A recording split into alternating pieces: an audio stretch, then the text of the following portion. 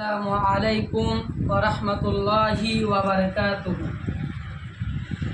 যদি কোরআন হাদিস না মানি জীবনে,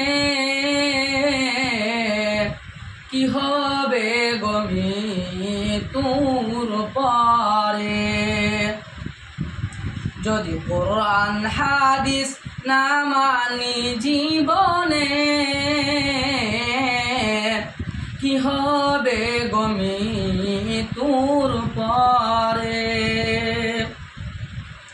কবরের মাঝে কি দিব জবাব, কবরের মাঝে কি দিব জবাব, মুনকার নাকিরের তরে, কি হবে গমি তোর পরে।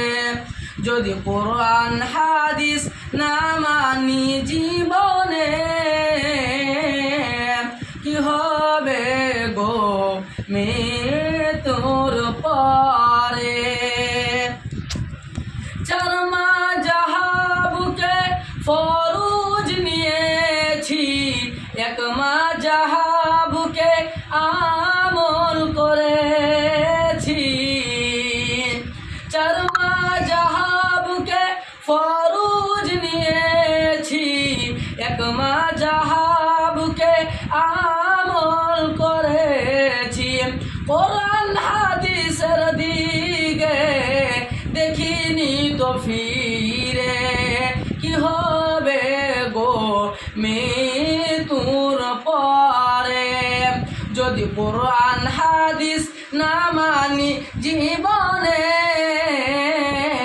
কি হবে গো মে তোর পরে। কবরের মাঝে কি দিব জবাব, কবরের মাঝে কি দিব জবাব, মুনকার নাকিরের তরে। যদি কোরআন হাদিস না মানি জীবনে, কি হবে গো মে তোর পরে। মৃত্যুর শিওরে বসে জানলাম আলেমদের পরশে, মৃত্যুর শিওরে বসে জানলাম আলেমদের পরশে। চারমা জাহাব নয় কোরআন হাদিসে, ইমাম সাহেবকে জিজ্ঞাস করলাম ফেকাতে, কি হবে গো মৃত্যুর পরে। যদি কোরআন হাদিস না মানি জীবনে, কি হবে গো মৃত্যুর পরে। চারমা জাহাবকে একসাথে 3 তালাক দিলাম, তওবা করলাম ঘরে নিলাম। ইমাম সাহেবের ফতোয়া পেলাম, ঘরের বউ পরকে দিলাম। চারমা জাহাবকে একসাথে 3 তালাক দিলাম, তওবা করলাম ঘরে নিলাম। ইমাম সাহেবের ফতোয়া পেলাম, ঘরের বউ পরকে দিলাম।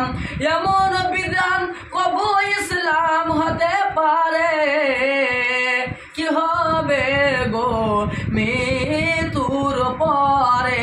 যদি কোরআন হাদিস না মানি জীবনে,